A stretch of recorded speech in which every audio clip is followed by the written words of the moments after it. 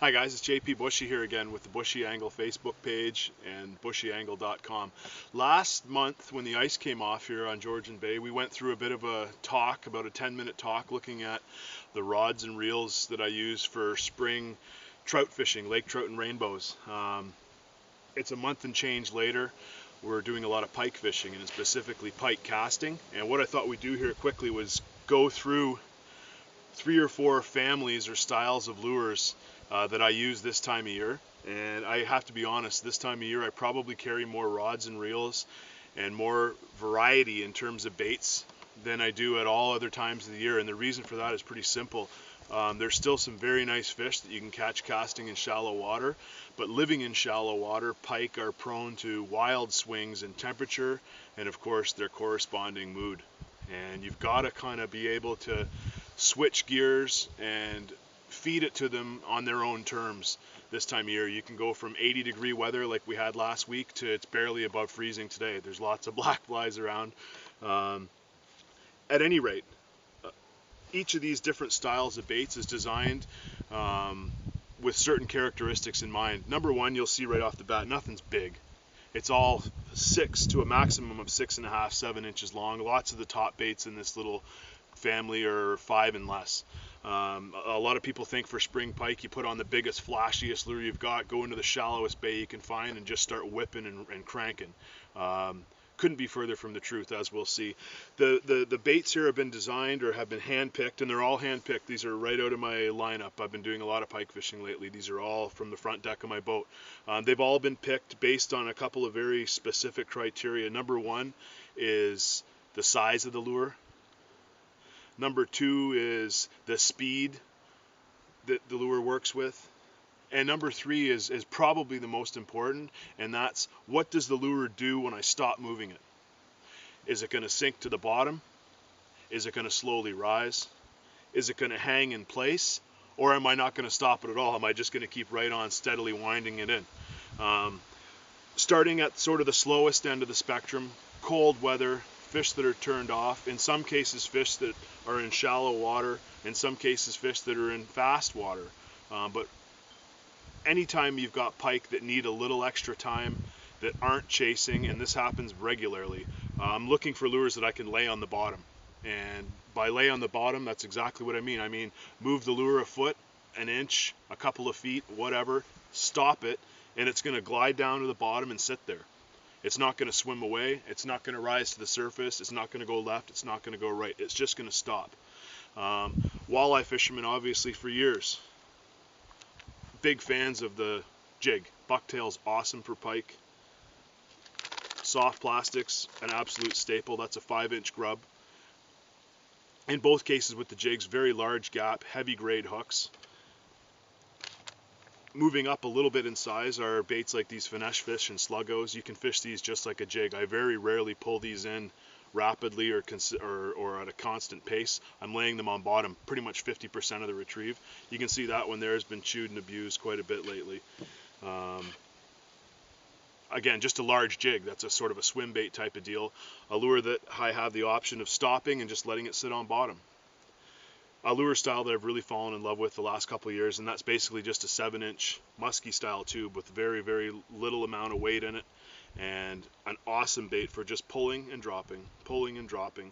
Very unobtrusive, but pike absolutely love jigs, and pike at times absolutely key in on the bottom of the lake for feeding, and those are baits that really sort of speak to that level of activity. Moving up the speed and aggression chain a little bit are suspending and floating minnow baits. And floating minnow baits are basically a staple for me all year for all kinds of fish, but in the spring for pike, they're really important. When suspending lures came along, floating minnow baits kind of fell by the wayside, and I'm absolutely here to tell you that there are days and there are specific times every spring when a lure that floats when you stop moving it is critical. There's two sort of reasons for that. Number one is pike naturally like something that's going to rise and escape, and number two, and what we've been doing a lot of lately with the cold drawn out spring, is fishing in fairly shallow water, 4 to 6 feet, around lots of old, dead, sloppy, dying weeds. And using lures that you can stop and control and work them in and out of trouble without hanging up in the weeds is really important, and we find lots of big fish in those situations. Moving across to the suspending baits, they look very similar to the floating ones, but they couldn't be more different, vastly different. Number one is these lures cast a lot better. You can probably pick it up on the camera right now. We're dealing with huge spring wind the last 2 days up here, and casting these little floaters can be a nightmare on bait casting equipment in windy days. The suspenders automatically give you more weight for longer and better casts. Number two is pike and all fish love baits that stop in place after a couple of twitches, after a couple of cranks, whatever. This is a little 6-inch jake that's a floater, but what I've done to it is added much thicker grade wire and larger hooks and a little bit of weight up front with a bell sinker. Of course, the 5-inch Husky jerk, probably the gold standard of Ontario pike twitch baits, works great for walleye too, and a range of other suspending minnow baits.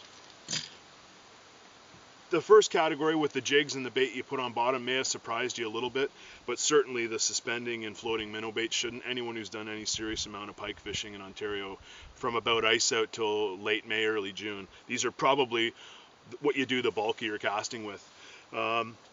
Moving up the speed and moving up the aggression chain, we get into baits like spinners and spoons. And spoons probably get less and less love every year in the TV shows and magazines, but they're an absolutely dynamite pike catcher. And in the springtime, similar to the jigs, being able to slowly crank or move along. You think that spoon's caught any fish? Look at that thing. Being able to slowly move along a bait with action, stop it and let it flutter down, critical triggering move, very similar to the jigs. And of course you can roll them along steadily.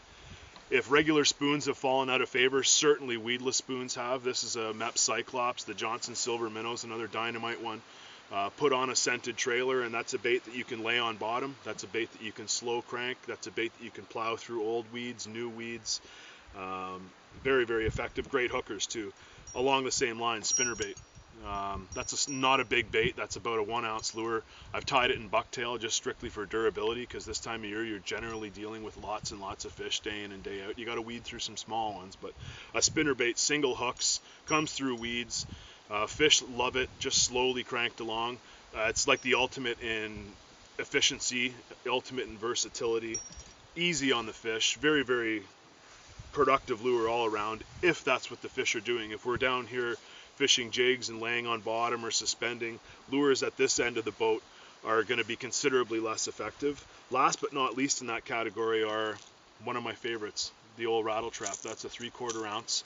You can hear a bass bait traditionally, and again, like spoons, a lure that sort of gets less and less coverage every year, but very tight, subdued action, sinks and glides off when you stop reeling it. Just as effective when you slow reel it along. You can rip it and drop it up through weeds. Very versatile, and there's about a 4 or 5 day period every spring pike season when a rattling minnow bait is absolutely king. You'll catch everything on it. An easy lure to fish, again, makes long casts. So as you look at this sort of family of baits from one spectrum to the other, not really anything as far as unfamiliar faces or new wild or funky designs or anything, all time proven designs. The real trick is applying them in the correct situations. Like, just as an example, we've been getting a lot of fish lately out of old rotted coontail and cabbage weed beds in 4 to 6 feet of water. Like, if you went in there with a sinking tube or a suspending minnow bait or a fairly large heavy spoon with a treble hook on it, like, you're going to spend the bulk of your day cleaning weeds and just being fouled up and not fishing effectively at all. On the flip side of that, you go into there with a weedless bait like a sluggo or a finesse fish. You take a floating minnow bait, and as soon as you get near a weed clump, you stop and let the lure rise over and then bring it back down. A weedless spoon or a spinnerbait. Every single bait here has a time and a place and a job, and there's really no better way that you can target pike at this time of the year than by playing to their mood. The fish position is basically taken care of. We already talked about what level of water and what level of depth they're going to be in. What the real key is this time of year is their mood, the speed, and what they're going to want in a bait when it stops. Laid on bottom, floating up, suspending in suspended animation, or moving steadily. And if you sort of pick your lures based on that, the fish location doesn't really change this time of year. If you pick your lures based on that, you'll have a lot of success. Later on, a month or so from now, when the water's warming up through 60, pushing towards 70 degrees, we'll take another segment and we'll look at the casting baits that I use for big fish on totally different spots. They're long out of the shallow water. A lot of familiar faces. The size gets beefed up, the aggression level gets beefed up, but you'll see a lot of familiar faces as far as lure styles and how they're fished. And I hope you'll tune in for that too.